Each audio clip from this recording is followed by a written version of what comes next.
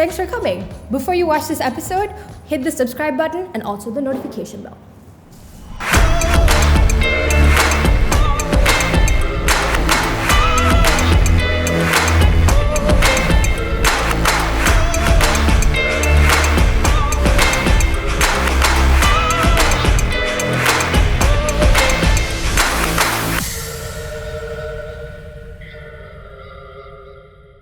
Hey Elsa.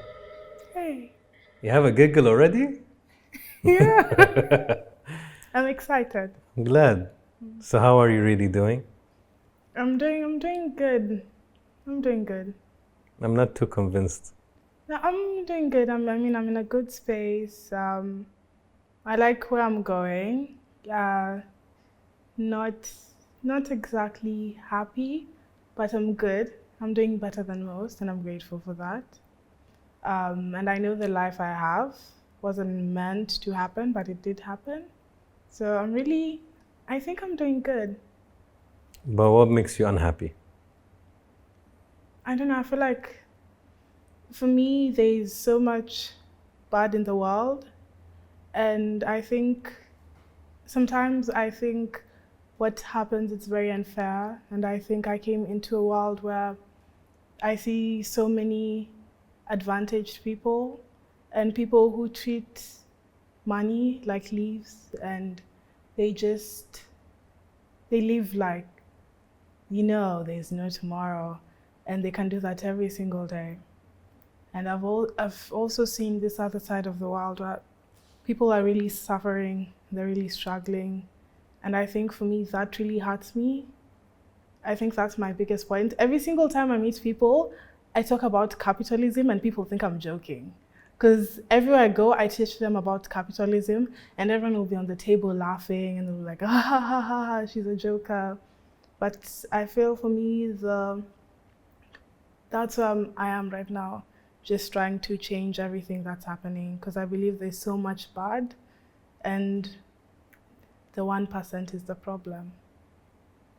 What is the 1%? The 1% are the people who have so much money and they keep it for themselves.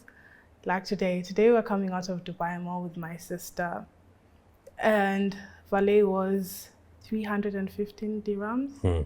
And I looked at her and she told me, in Kenya, in South Africa, there's some people who don't even make that in a month. So it's like, that's crazy. So I just think they're part of the problem. And I see how they're living every single day, and I've gotten closer and closer to them. So I've reached a point where I firsthand see what they're doing and how they treat life. And I don't think it's right.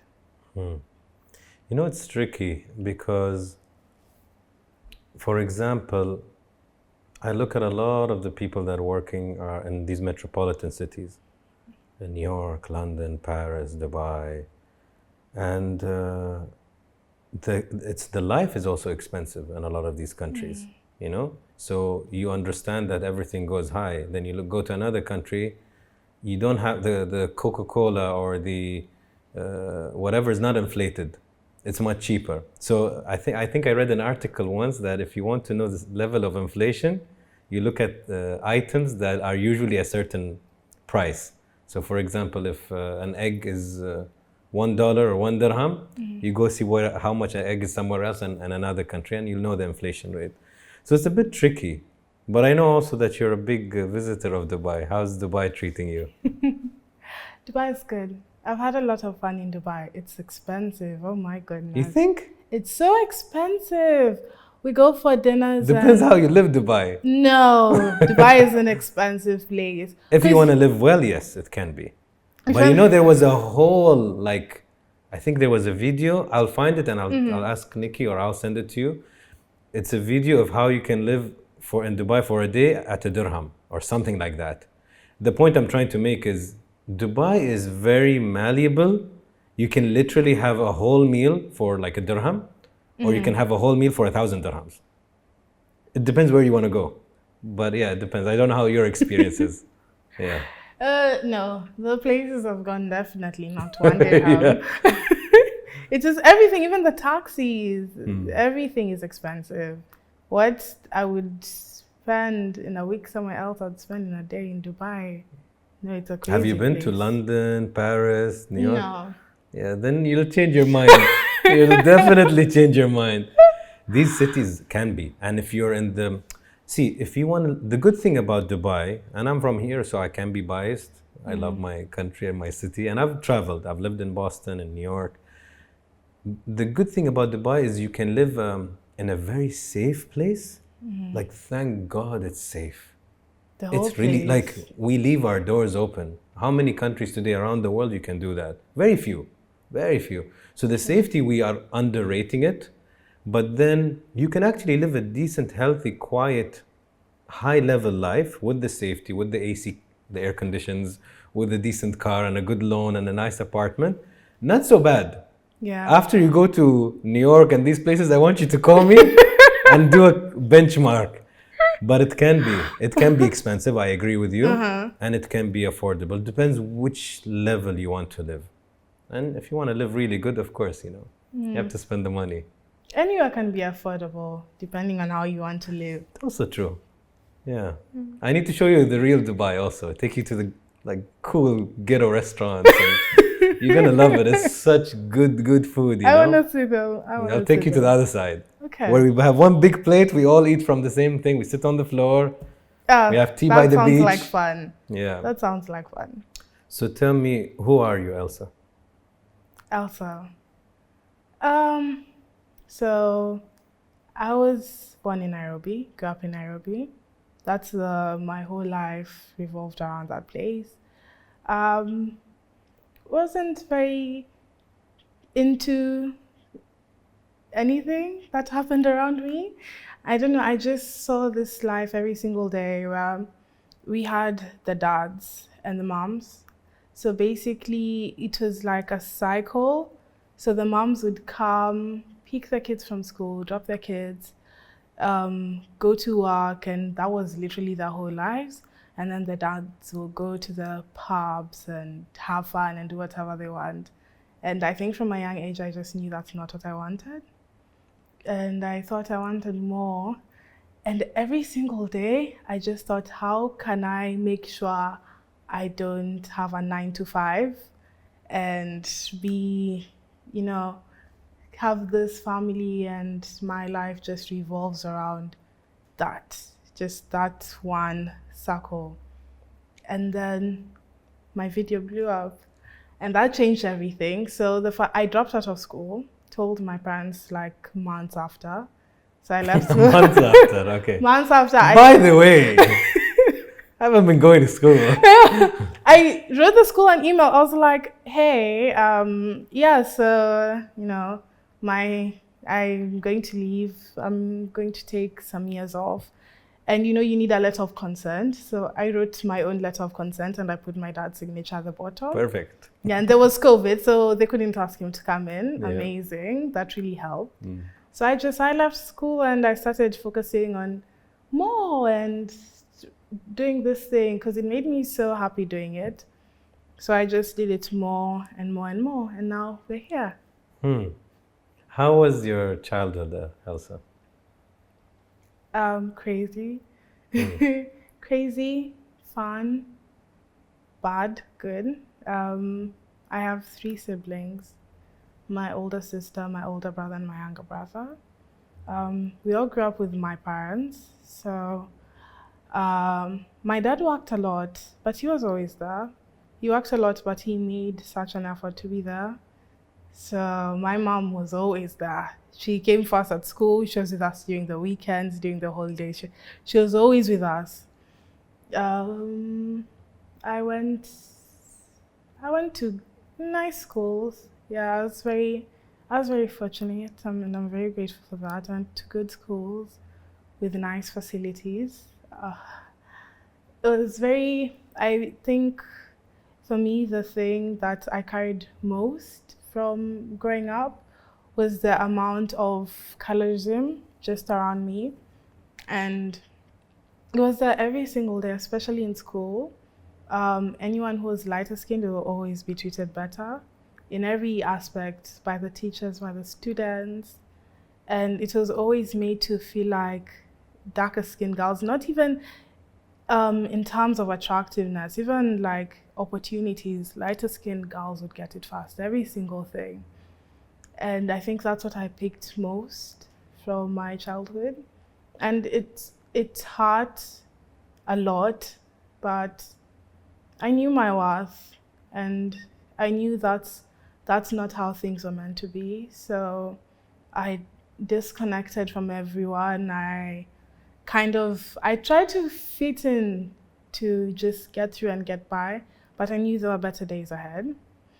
And I never tried to stay in society. That's why I never follow any trends or anything, because I feel like everyone has been brainwashed to think a certain way.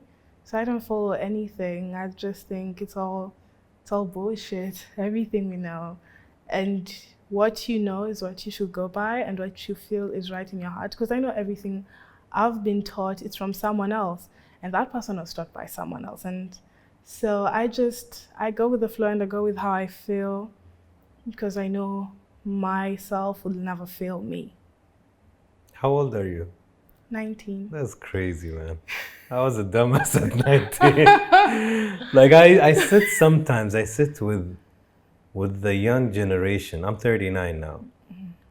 And I'm like, wow, man, like the level of awareness that they can have if they want, because there are also a lot of dumb young people, and there's a lot of deep and super aware and self-aware, and they talk about mental health, and they talk about ego, and and I'm like, wow, like those things never occurred to us at that age. We knew so little, and I was like, my young years were no internet.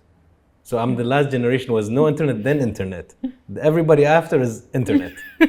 So I got to see the contrast, and then one of the downfalls or disadvantages, there are many advantages, but one of the disadvantages is when you don't have a search engine, you don't have access to doing your own research. So everything you're taught in terms of values, etiquette, you only know one way. Whatever your parent says, that's it. So that's one of the disadvantages. The new generation, they're like, no, no, come. And then they show you. Yeah. So it's nice to just listen to you and the way you're thinking. The first word you said, when I said childhood, you said crazy. Why did you say crazy?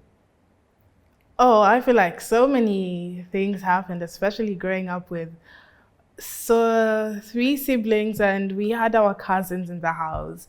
So it was just every single day was a movie. We had so much fun. We would go out and like hurt ourselves. I have so many scars on my legs.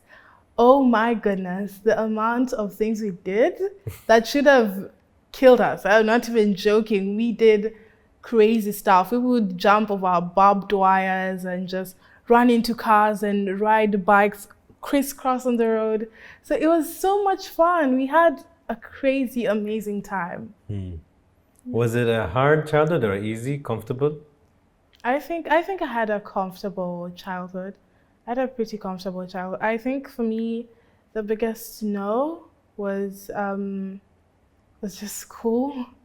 School was not, and yeah, just basically everything. It was a very colorist, very in your own country, it is? Yes. That's crazy. Yeah, it was horrible. It was crazy. And even the teachers would just pick on you for being darker. It was absolutely insane. And for me, that was the worst part. And even in school, if you struggled, if you weren't doing so well, or if you were average, they would make it so hard for you in school. And I think that was it was very hard for me, because I was good at math. I was really good at math, but I struggled in so many other subjects. And in the subjects I struggled, because I feel like when you're in a better position, you don't see how others are being treated. So in math, I would be praised, but I didn't notice other people were being picked on and they were being treated badly. But when it was me being treated badly, I noticed how well the others were being treated. And that's even why I'm so against how the world is right now, because I know when you're in your own small bubble, you don't see how other people are living life. Mm-hmm. So I really picked that out. You know what can really, I believe we're numb to TV. So you see these sad documentaries or sad news, we're all numb. We've seen so much of it, we don't feel it anymore, right? Yeah. The right experience is traveling. Like that's what I would always urge you or anybody is just to travel, and not travel only to the nice places, travel to really the tough developing countries, even for 2 days. Just see how it is without electricity, see how it is without a clean bed. And that, one of my jobs was in a philanthropic organization, and that opened my eyes. And that's what I would like to do with my kids. Yes, we can go to LA or London or whatever, but from time to time, let me take you somewhere where you volunteer and you actually see the people there are actually happy. So then the definition of happiness would change in your mind. It's not about money and nice shoes and, no, I pointed at my shoes. Yeah, I like my shoes. So, but it's not about that. That's joy, temporary. Are you actually happy? But I don't think money is about happiness and shoes. It's just, I feel like people could lead better lives, because it's not that I don't believe people shouldn't live nice and lavish.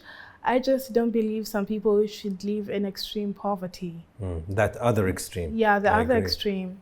So I think so many people are happy not having money. I've seen so many joyous people. Same. Yeah, and it's because I lived in a developed country and they would look so happy, so many of them, but I just thought it was very wrong for them to live under such circumstances when other people were living crazy. There are basics, Elsa, that have to be provided for free. Whether it's electricity, basic food, basic education, basic healthcare. These should not be in discussion.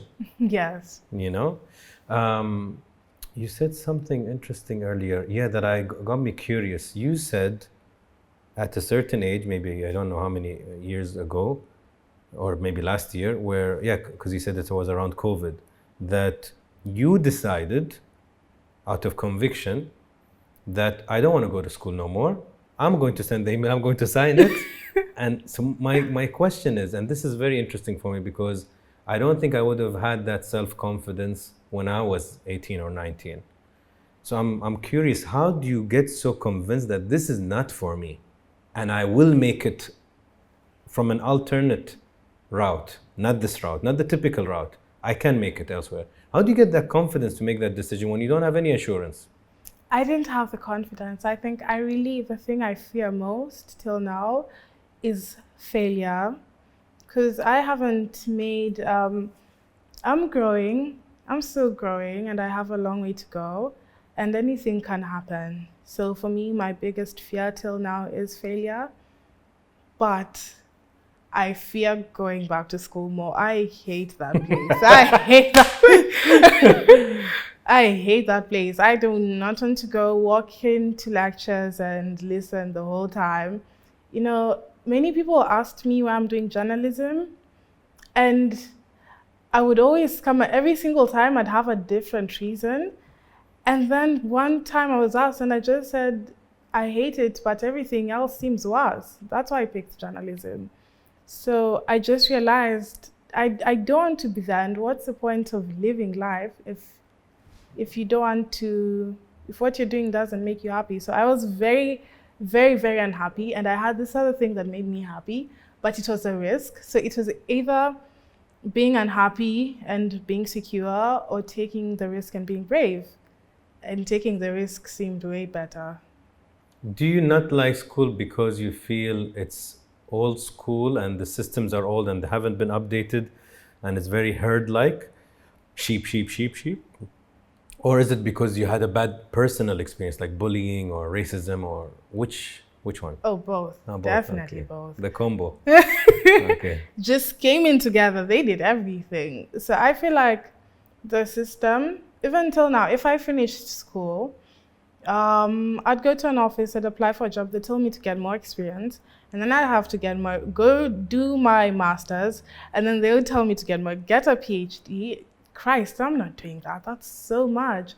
And at the end of the day, most of the things they teach you, you won't even apply. So for me, it was like, what's the point? And also I faced so much in school that for me, it's the worst place on this earth. I faced so much with classmates, with teachers. And for me, it's the worst place I can be. I just hate it. What is the worst experience you had in school, since you brought it up? Oh, there's so many. Give me whatever you want. Let me think. The worst is when I remember there's this time I had this group of friends, so they were all light, and one was Arabic, so she was the lightest, but they were all light-skinned. And we had this thing, it was called Cultural Day. So you dress up in different cultures and you all gather, and it was fun. It was all fun and games. And before we dress up in our clothes, we'd do our makeup. So they were just running up and down, and it was really fun. And then we went up, and I was looking for them. They had disappeared for some time. So I was looking for them. And finally I found them again. And we were walking down the stairs, and I think I had forgotten my sweater. I had forgotten something. And I said, "Oh, guys, I've forgotten something. I need to go back up." So I ran back up to get it, and I'm running back down, and I see them running, laughing, and they said, "Oh, the boys don't want her there, because she's the ugliest in the group." And they were running and they were laughing. And for me, it was like, these are my friends. These are really my friends. And I know the reason why they had said that, because people would say this. They'd say, "tint." So tint means remove the tint from your skin. That means remove it and be lighter. And they would say that again and again. And for me, even after that, I couldn't detach myself from them, because they were the only friends I had. I had no other friends in school. So I had to stay with them. And it was very hard, but it was either that or just sitting around and about. But that was my second year of high school. My third year, I was like, you know what, fuck this. And I knew I was much more than that. And I remember detaching myself from them. And after some time, they would follow me around and be like, "Oh, why don't you hang out with us anymore? Why don't you want to be around us?" And I'm a very quiet person. I don't like confrontation.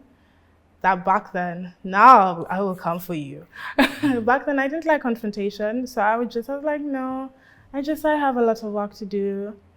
And it taught me a lot to go through that. And I'm glad I went through that, because it made me tougher, and it made me realize that not everyone is what they seem.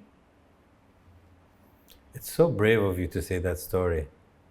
I'll tell you why, so people don't think I'm just kissing ass. I say it because you admitted that you went back to them, which is a brave thing to say, because everybody doesn't want to be alone. But I love how the next year you built enough confidence to say, you know what, this is not my worth. I don't need that. But it took a year or whatever, which I think is very powerful of you. Yeah, took a year, but I got there. And that's how good change happens. It's gradual. It's not sudden. I don't like sudden changes usually. I don't think they sustain. Gradual change is like making a muscle stronger and stronger, but it takes months to make it really healthy and strong, you know? Or you take an injection, it looks this big, and then in 1 week it's a poof. You got me thinking about so many things. If you never faced those bad experiences in school, would have you enjoyed school? Let's say there was no racism, there was no picking by the professors or teachers. People were nice. I think I would have. I would have had quite an experience, because I love learning and I love getting new things and I love thinking. I love thinking and I love thinking quick. So I would definitely have loved school. Although you said school is also a bit like repetitive and it's very not repetitive. Practical in real life. Yeah, it's not practical. But for me, I think math is the thing that, that's the thing that took my heart. But because math, math is calculated and they have to do the same across the board everywhere. So that was good. I also loved doing history. I learned a lot, and I learned about evil people and good people.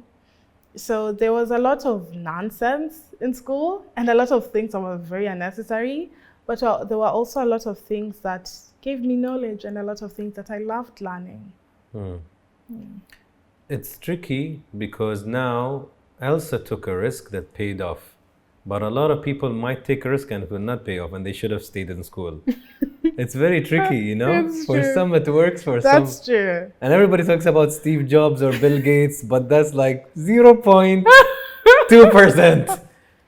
But yeah, it's a tricky world because the degree, even though like we both can agree that most of it is useless, but it's kind of like an insurance policy. In case your hobby or passion doesn't work, you go back to this. And the workplace, they don't accept anything without a certain degree, which is also changing. Nowadays, some companies don't care if you have a degree or not. They do certain tests. If you have the right attitude, the right resource learning, the world is changing. I love that. The world is changing. How was your relationship with your parents? Good. I had a very good relationship with my parents. Both? Yes, both. I had a good relationship with both my parents. My dad never got angry. But when he got angry, oh my goodness, he got like really angry. You do small things and he would never speak about them, or he would just be cool about it. But the time he got angry, oh wow. And it would take you to do something huge for him to get angry. So me and my dad, we got along very well. I told him a lot of things. And he would carry me to bed. He was always there for me. And he worked so much. He worked so much to provide for us and to give us a better life than he had, because he didn't have the easiest life. And he worked so hard to make sure we never had that, because when him and my mom got married, they were flat broke. Oh, they had very little, but they worked so hard to get to where they are, and I really, really admire them for that. And they worked so hard to take us to the best schools. Even like if there was some problem with something, they would still like go the extra mile just for us. So I really admire that. My mom is one of the most interesting people I know. Wow. She is up and down. She's hot and cold. One moment she's your best friend, the next she will shout at you, and I love her for that. It's one of the best qualities about her. She's taught me to be tough. She used to make us do everything, clean the house, wash the dishes, and not just cleaning them. Like she would thorough cleaning. You would go there, you would scrub the floors, you would wipe the whole place. And she always did that. She made us cook, everything. She was very tough and she was very strict. And sometimes we'd argue with her up and down, and she knew we'd always listen to my dad. So if we did something and she'd tell my dad and if my dad said something, you do it. So it was very good. We had our hots and colds, but I love my parents very much. We've had an amazing childhood because of them. And the reason why I'm here today is because of them. How do you, this is maybe a personal point, but how do you view Nairobi or Kenya where you were brought up? Have you run away from it and that's why you have other places to live now because of maybe school or because of certain experiences, or no, it's still home? I have a very bad relationship with Nairobi. I think I've faced a lot of bullying there. And when I say bullying, people think just now on the internet. No, I've been bullied in Nairobi my whole life. And it just happened. And I think when I went to university, because I was out of high school, all of that, I was able to choose my friends and to choose who I'm around. So it got easier. And then I got on the internet. And it was like high school all over again. And I was like pulled back in. And it really did seem like everyone in the city was against me. So most of the times I would just stay in the house, mind my own business. And then I was supposed to go to South Africa for 4 days. I left and I never went back. That was in February. And I left. And for me I found happiness elsewhere. And, I told my manager, him, you know what? I would rather jump from country to country. Even after Dubai, I told him I'm going to South Africa. That's my last resort. I don't know where I'm going. I don't know where I'm going after this. But I told him I'd rather hop from country to country than go back to Nairobi. And yesterday, my sister was telling me, look, you have to tell me where you're going because we're leaving. You need to tell me where you're going. And I was like, I don't know. And she told me, you know what, just go back to Nairobi. And I was like, okay. And then I thought about it. And for me, that was actually the worst option possible. That was the worst. And I just told her, if I have nowhere to go, I'll go back to South Africa because I have a home there now. And when I was starting off, South Africa, they really supported me. And they saw how much Kenyans were bullying me, and that gave them motivation to even support me more. And they're like, oh, okay, you want to bring this girl down? Hell no. And they pushed for me and they vouched for me. So I have a home in South Africa, and I'm really glad I do. And I'm glad there's a place where I feel I can go and I feel safe there, but Kenya is not that place. That must be tough, though. It is. But life is tough. Because you're Kenyan. Mm-hmm. So does it bother you that, of course, we won't say all of them don't like you. I'm sure a lot of them love you. But also you've had bad experiences there. So does it hurt you that it's your own place, it's your own country where you're supposed to feel at home? It does hurt. It does hurt. It really does hurt. Even when I was in high school, so many people didn't like me, but there are people who loved me. But the negativity has a way of overshadowing the good. And for me, the negativity did overshadow the good.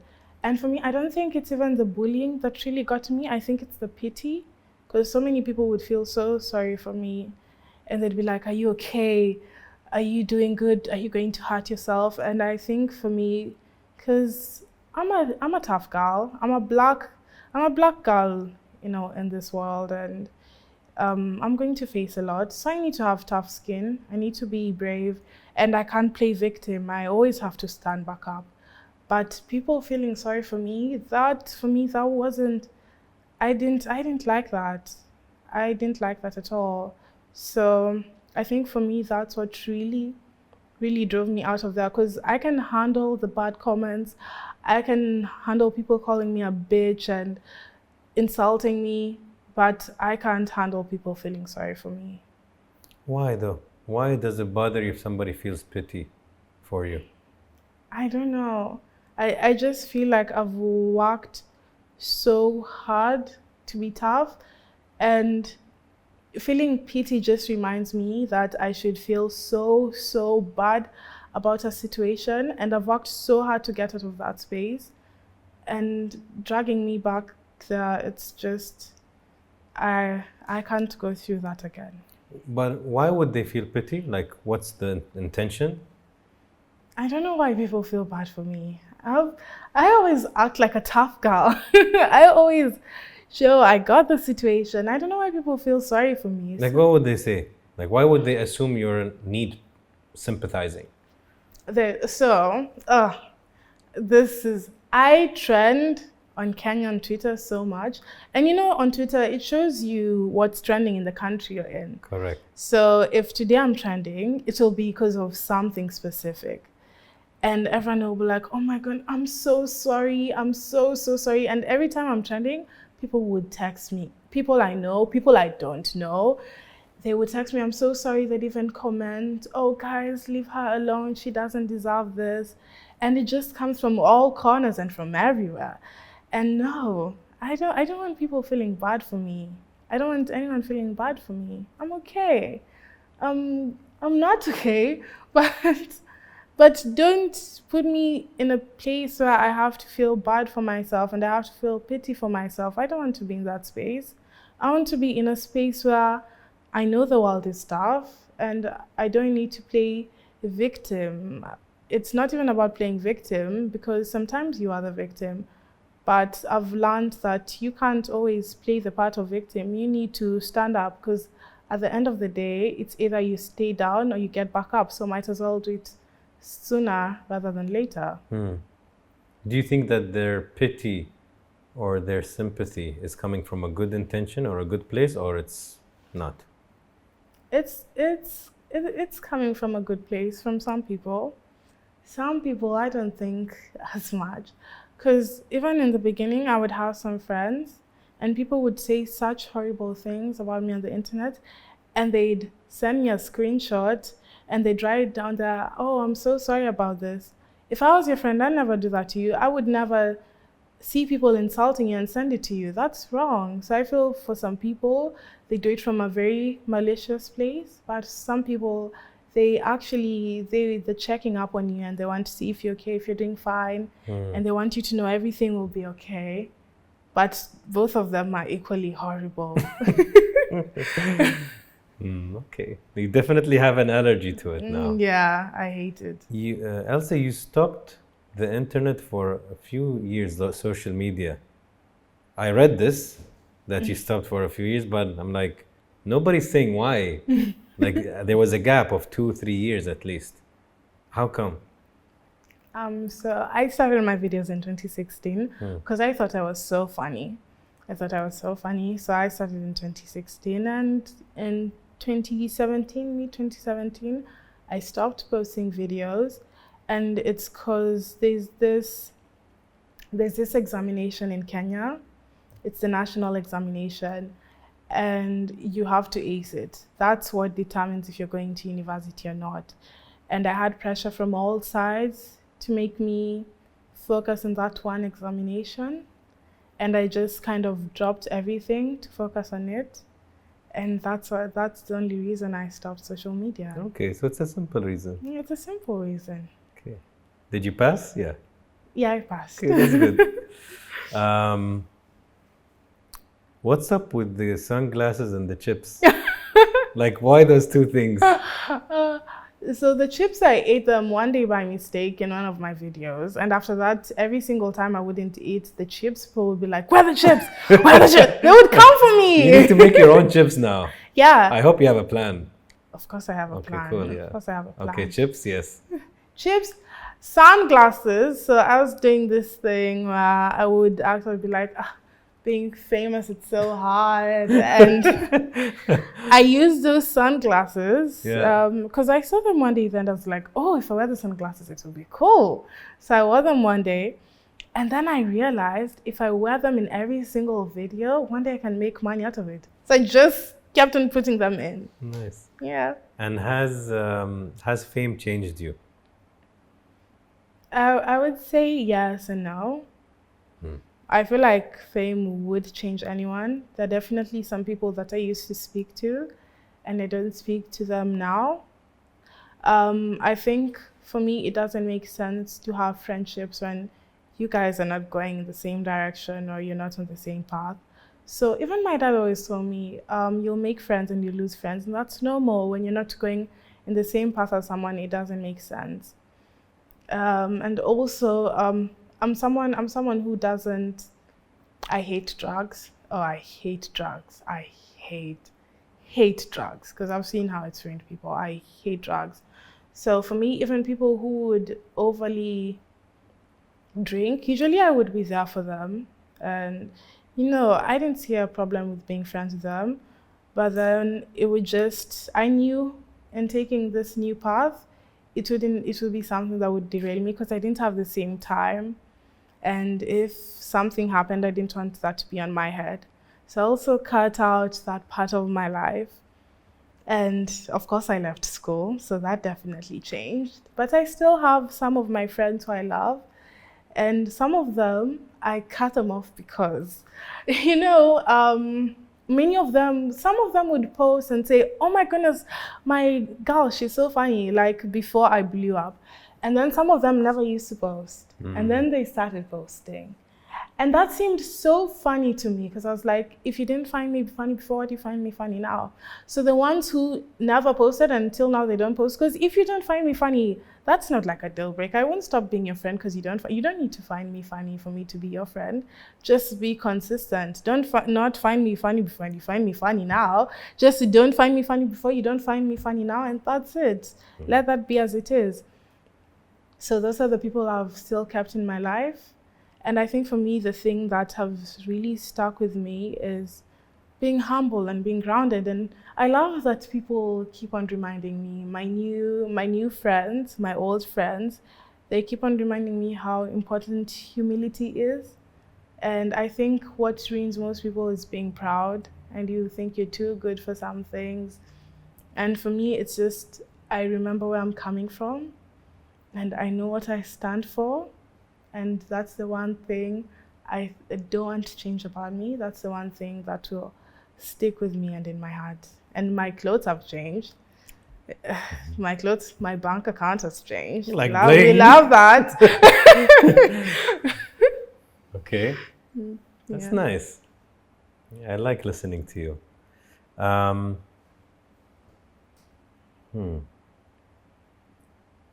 Next point. Are you actually a good chess player? Oh, I'm so good. You say you're good? I'm so good. Some people are doubting that. I'm so good. Okay.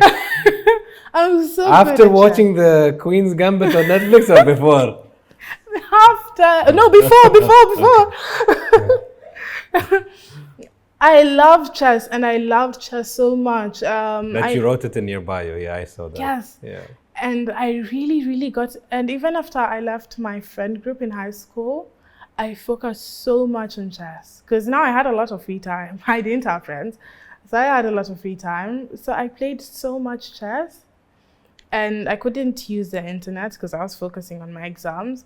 And chess just made life so simple, and it will also be encouraged because it'd be like, oh, chess, it's with your education. So I love chess. I love chess. I play it when I'm super angry. I play it when I'm so angry. It helps me calm down. And I'm good at chess, and I love winning. So I think for me, that's the best part. Yeah. Now you play with my head. I don't want to lose track. You said in an article, Elsa, that you are quite instinctive. And you just said it earlier, like you follow your gut feeling. You think you're very in tune with your gut feeling? Mm-hmm. Are you? I am. I feel like I am. Like you really trust it? I trust it so much. So much. I always listen to my gut. I always listen. It tells me if the person I'm around is a good person, if the person I'm around is not a good person. It tells me what to do, where to go. And I think my gut is the reason why I am here today. It tells me the choices I should make in life, and I trust my gut so much. Because as I said, everything we've been taught, people have been taught before and before that. And who's to say what you should follow and what you should do? So I believe my gut knows what's up. I like that. How has it been for the circle of people around you? I mean,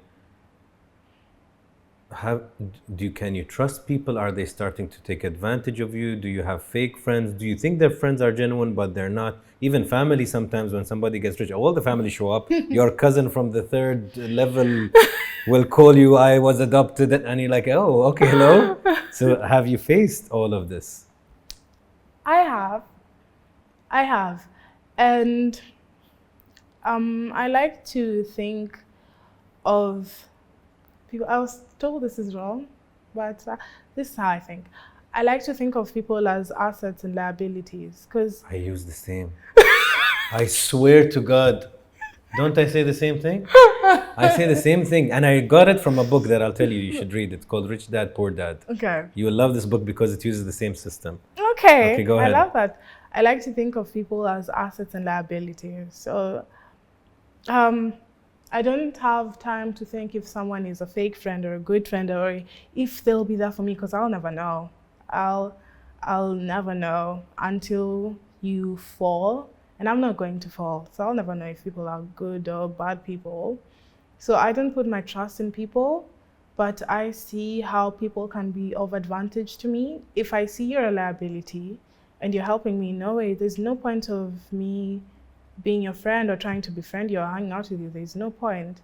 So I stick by people who will help me go where I'm going. And I have like 2-3 people who I will actually speak to and have that to love me and care for me, because I think that's important. But everyone else, you never know if they're really there for you. And I'm 19, my career is just taking off. So I don't have time to sit down and say, this is a fake friend, this is a real friend. No, I won't do that. I will see if we're on the same path, and if we're not, then bye. Yeah, you have to read this book. And the cool thing is, when we say assets or liabilities, we don't mean opportunistic. Like, you don't have to be opportunistic about a person. And I think a good relationship is when they win and you win. So you're there, let's say you give them advice because they think your advice helps them. They make you laugh. That's an asset. That's a person who makes you feel better, and you help them. Yes. If it's mutual, it sustains. If it's one-sided, there's the expiry date. True. And that's the thing also. I feel like I should never make myself someone else's liability, because that's not fair to them. Nice. Yeah, that's not fair to other people. So if someone is an asset to you, be an asset to them. If you're a liability, then remove yourself from the equation. I like that. Very math of you. I know. You promote, I think, I need to really follow more of your content. I just got to know you. But you promote junk food a lot and not working. But you do the opposite. You know? Yeah. So is that being a hypocrite or what? It's not being a hypocrite. It is. I really look for how to defend this, but it really is. I tell people to lay around and be lazy and, just have fun, spend all your money, never look for the future. The now is the moment. But I don't do that. But then you work hard. Yeah, I work hard and I work for where I want to go. Favorite color? Green. 3 reasons why. It looks good on me. Okay. That's why. I don't know, it's nature, and it's so pure and it's so calming. Attractive, pure. 3rd one? That reason.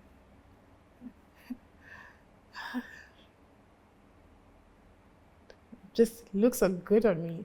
Well, you gave me actually more. You said attractive, pure, and you said calm. So I'll use those 3. Okay. Favorite animal?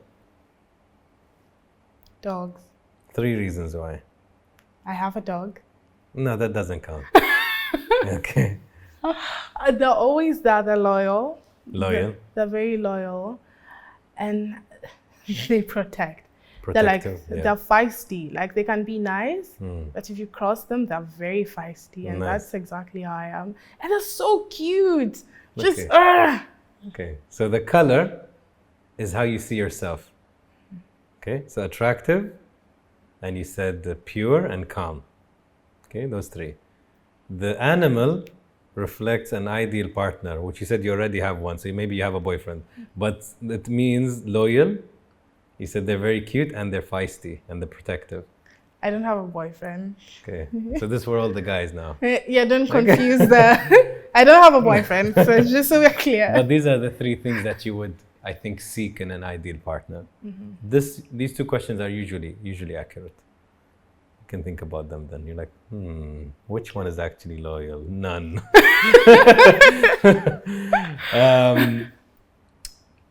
What makes you feel valuable? I think a uniqueness in me that no one else in this world has. I think I have a shine in me, just like a bright star. And I think people can feel it. I like to think people can feel it. I think I'm a very bright, always there. And that makes me me. And I feel like I think in a way that not many people think. And I think that's so special. And I don't know how I got that, but I'm very glad I did. I think in a good way, in a smart way. I don't think about working hard. I think smart. And every single situation, I think about it in a very different way. It may be manipulative, but I always think about it in a way that will benefit me and I'll come out a winner. That's what, yeah. Okay. Best moment in your life so far? When I blew up. I think me blowing up just changed my life completely. 360. Made me live the life I didn't want and pushed me into a life that I know nothing about. And that's just the adventure, the newness. It's amazing, because so many of the things I'm experiencing now, I never knew about them. And just being pushed into this field where you don't know the next step or the next thing, it's very unpredictable. I love that. So me having that one viral video that helped all my other videos go viral and helped me be even here now is that's the best moment of my life. Okay. Worst moment in your life?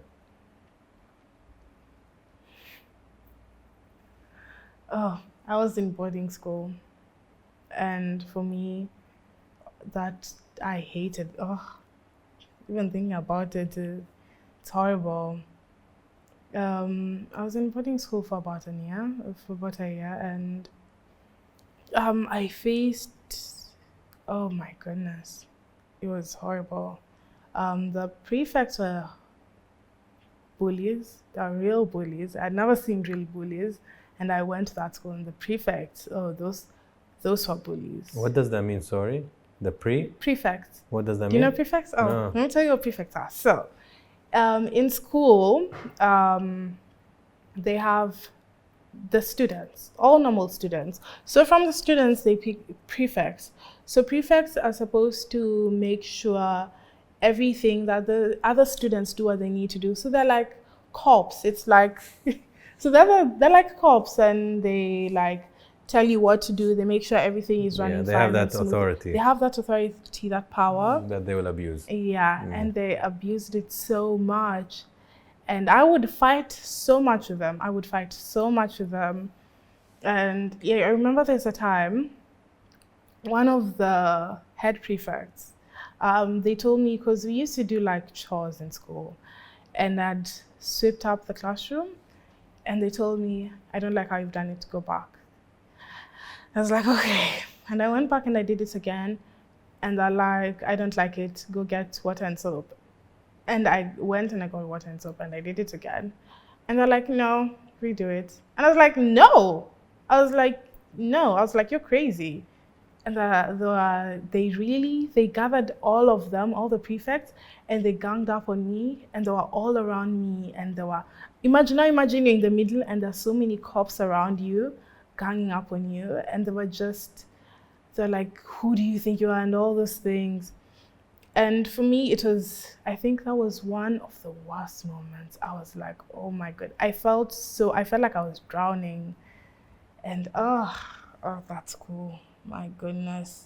I'm so glad. I was there for 1 year. I don't know how I survived it. And I faced a lot of bullying, even from the other students, not just the prefect, even the other students. They would bully me because many of them were from the countryside. And I was from the city. And they're like, many of them would speak Kiswahili. I would speak English because that's what I knew. Those were the previous schools I'd been to. That's what we spoke in the house. And they would be like, you think you're better than us. You're speaking English because you think you're better than us. and they would really, really, really get off playing on that. And they made life hell for me. I hated that place so much. So much. So much. So much. I don't like thinking about it. Yeah. Yeah, I can tell. Yeah. I hated that place. And you say that with so much feeling still. Mm-hmm. Mm-hmm. It's a hard memory to forget. But it's a good memory to have as well. As you know, I'm a very young girl going into the world, and I've been thrust into the world. And I'm going to go through so many things. And it's better to go in there having faced other things before that prepared you for it than going in naive and having lived this perfect, colorful life.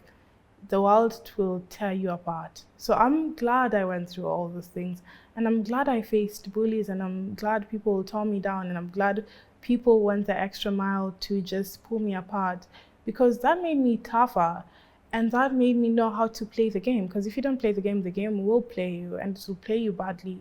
So I'm entering this field where I know nothing will be fair, and I'll also need to work harder than everyone else, and I'll need to do things better. But as much as it's not fine, I'm ready for it, and I feel like I can face so much because of that. It would have been better than having the perfect life. So I'm kind of glad I went through all that. I'm glad too you did, because it makes you the way you are. Mm-hmm. You're wired in a certain way because of those experiences. Otherwise, you wouldn't be who you are right now. Mm-hmm. Hypothetical question number 1. If you had to choose a character, like let's say you see people and you always see a number over their head, and that is a measure of something, what do you want it to measure?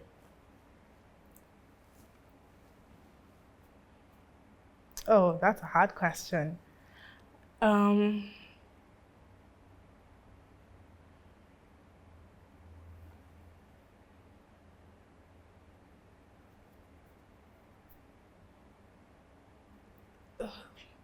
That's such a hard question. Oh my goodness.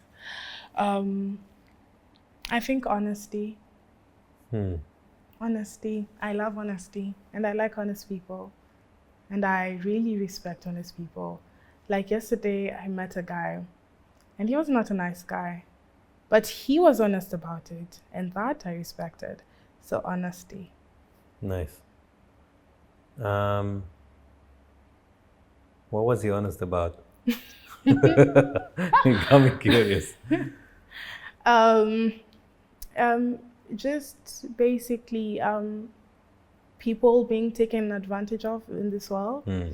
And it was something he stood by, and he was a wealthy guy with money, and he knew that many people will suffer from it, and he was honest about it. And so many people are hypocrites because they want to be the savior, but he wasn't. And I liked that. That was good. Yeah. When was the last time you cried?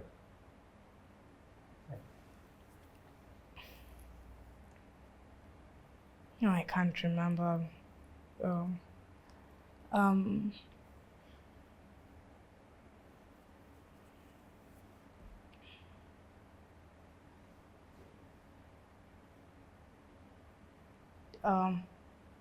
When I remember the first time my parents found out about my videos. That's the last time I cried. They found out about my videos, and we sat on a table, and they said some really, really hurtful things. I'll never forget the things they said on that table. I'll never forget. That's the most hurt I've gone through. That was really horrible. They said some really horrible stuff to me on that table, and I really cried. I cried for days. I'm sorry.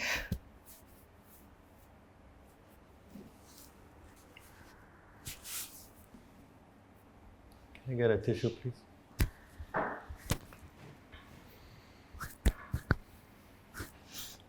Thank you. Here you go. Thank you. Oh, I haven't cried for you. You're making me cry again. Come on. There's nothing wrong with crying. I think we all need to cry a bit more. You want to That's cry? that's why kids are so beautiful. They're pure. They're happy. They laugh. They're sad. They cry. They saw they cry. No baggage.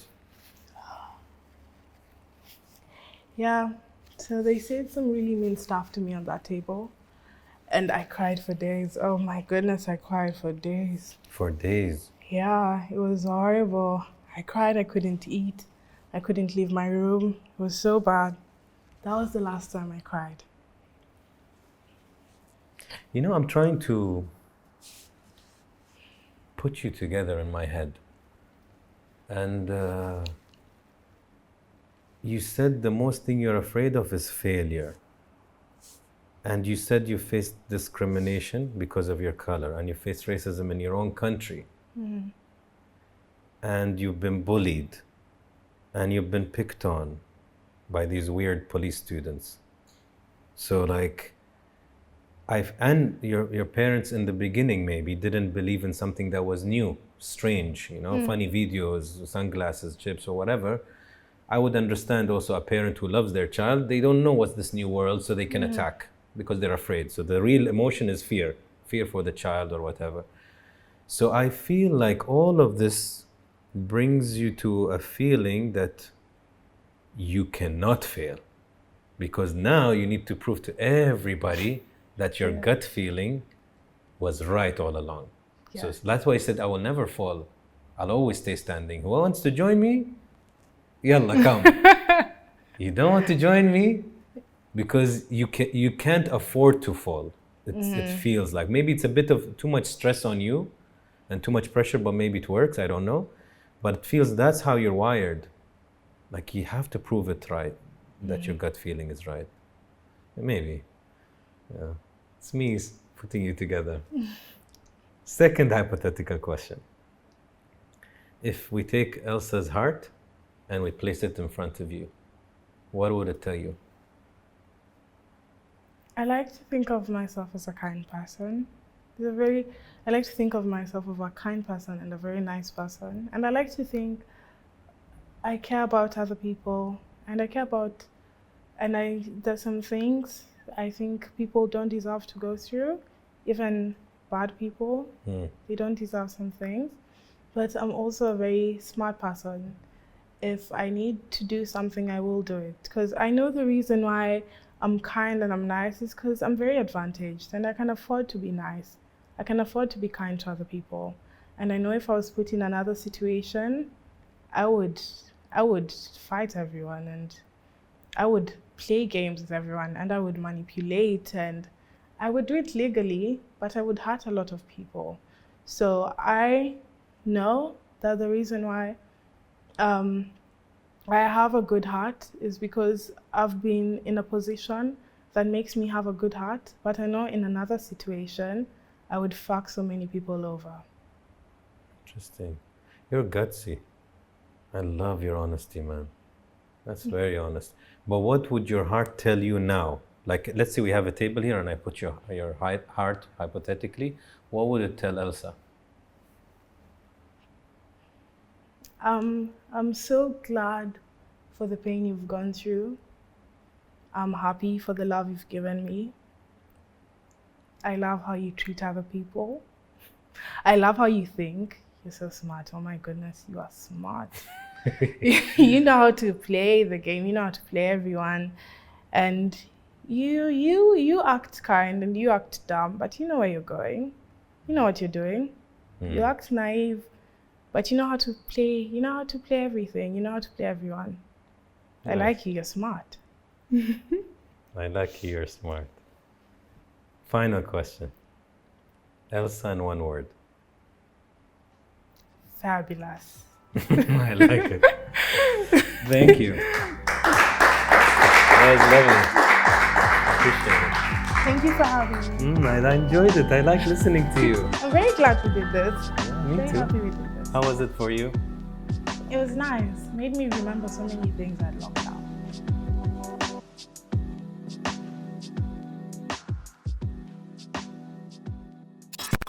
3, 2, 1, on. It's the ABtalks!